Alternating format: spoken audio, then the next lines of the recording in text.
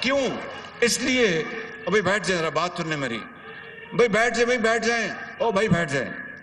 کیوں؟ اس لیے کہ مجھے میرے قائد نواز شریف کو، مخلوط حکومت کو، ہم سب کو پورا احساس ہے کہ مہنگائی نے عوام کا جینا دوبر کر دیا ہے، اور مہنگائی کے کیا اسباب ہیں میں اس میں نہیں جانا چاہتا۔ وہ 4 سال کی کہانی ابھی میں نے اختصار کے ساتھ آپ کو بیان کی، پھر کبھی بتاؤں گا کہ کس طرح ہمیں IMF کا ٹوٹا پھوٹا معاہدہ ہماری جھولی میں پڑا، اور کس طرح ہم نے آج بھی لکیریں نکالی جا رہی ہیں تاکہ IMF کے ساتھ معاہدہ ہو جائے۔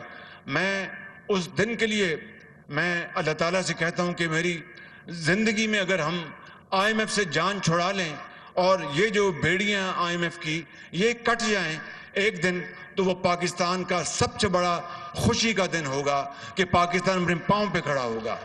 فی الحال ہمیں IMF کی شرائط ماننی پڑ رہی ہیں، ہمارے پاس کوئی اور چوائس نہیں، ہر کڑی ان کی شرط ہمیں ماننی پڑ رہی ہے، ہمیں اس کے بغیر ہم آگے نہیں چل سکتے۔ لیکن میں آپ کو یہ بات یقین سے کہنا چاہتا ہوں انشاءاللہ کہ یہ IMF کا معاہدہ ہو جائے۔ ہم دن رات محنت کر رہے ہیں، کوشش کر رہے ہیں۔ یہاں پر اب جو عدالت عظمیٰ میں اور پارلیمنٹ میں جو معاملہ چل رہا ہے وہ آپ کے سامنے ہے، وہ یہاں پر میں اس کے بارے میں کچھ نہیں کہنا چاہتا۔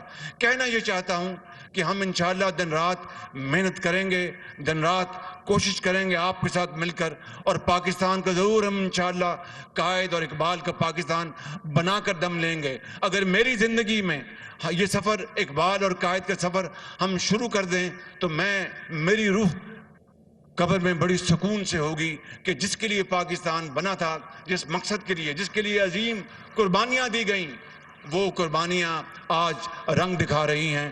تو میرے بھائیوں اور نوجوان ساتھیوں، آج یہاں پر میں یہ کہنا چاہتا ہوں کہ یہ جو ایک فلائی اوور بنا رہی ہے پنجاب حکومت، ایک فلائی اوور بنا رہی ہے وفاقی حکومت، جو امامیہ کالونی کا جو فلائی اوور ہے وہ وفاق بنا رہا ہے، جو شاہدرہ کا جو فلائی اوور ہے وہ پنجاب حکومت بنا رہی ہے۔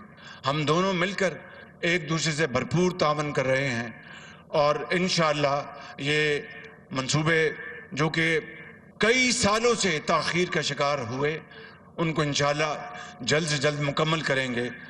جو امامیہ کالونی کا جو فلائی اوور ہے اس کو 18 ماہ لکھا تھا کہ مکمل ہونے میں نے کہا کہ شہباز شریف کا تو یہ کام نہیں ہے کہ 18 مہینے، شہباز شریف تو اس سے بہتر ہے کہ وہ گھر بیٹھ جائے، 18 مہینے میں اگر چیز مکمل ہونی تو پھر کوئی اور آ کے مکمل کر لے۔ ان کو میں نے 3 مہینے دیے ہیں، 3 مہینے۔ یہ بیٹھے ہیں سامنے،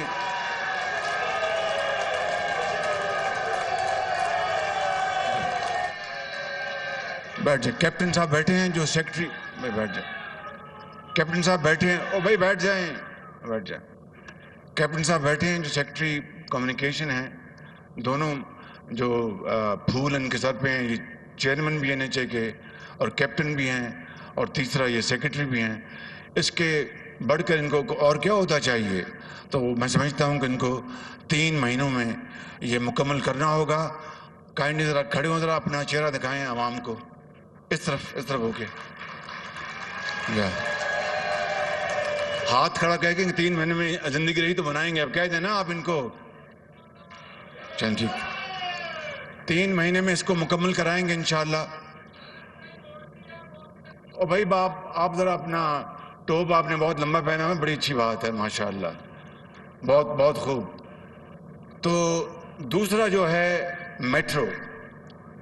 میٹرو کا منصوبہ، وہ بھی اپنا آپ کے لیے ہے، آپ کی ہماری بیٹیوں کے لیے، بچوں کے لیے شاہدرہ، اور تو میٹرو کا منصوبہ جو ہے اس کو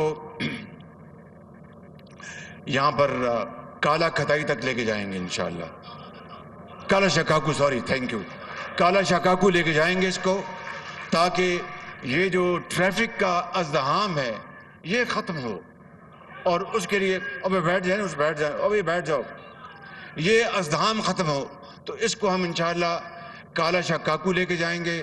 یہ میری وزیر اعلیٰ صاحب سے بھی بات ہو گئی ہے، اور یہ منصوبے عوام کے ہیں، اور آپ دیکھیے کہ جب 2018 کے الیکشن میں ابھی کئی مہینے پڑے تھے تو اس وقت کے جو چیف جسٹس تھے ثاقب نثار، انہوں نے ان تمام منصوبوں پر پابندیاں لگا دی تھی.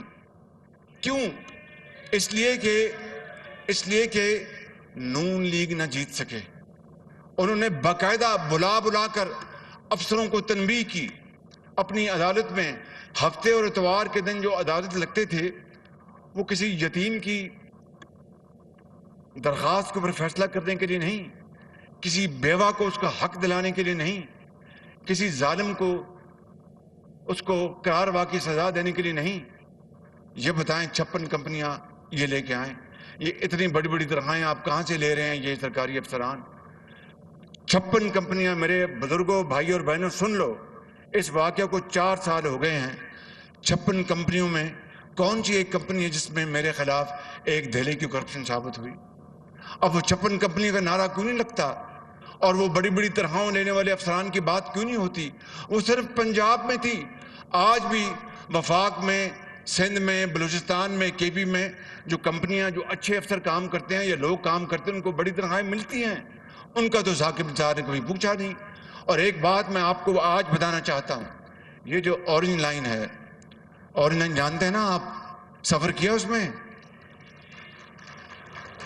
کتنوں نے سفر کیا؟ ہاتھ کھڑا کریں. کیسا سفر ہے؟ سفر کیسا ہے؟ کیا لگتا ہے اندر بیٹھے ہوئے؟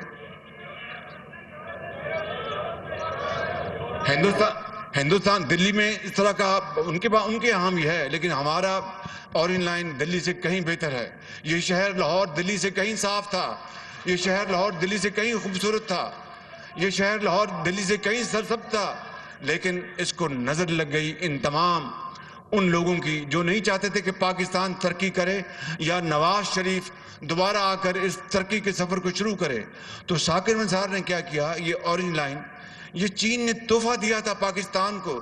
اور مجھے کہا تھا کہ وزیر اعظم چین نے، جن کا نام پریمیر لی، اب وہ ریٹائر ہو گئے ہیں، انہوں نے کہا تھا یہ، اور پریزیڈنٹ شی نے بھی، کہ یہ آپ کے لیے اور آپ کے بھائی کے لیے تحفہ دے رہے ہیں، ہم پاکستان کے عوام کے لیے، لاہور کے عوام کے لیے.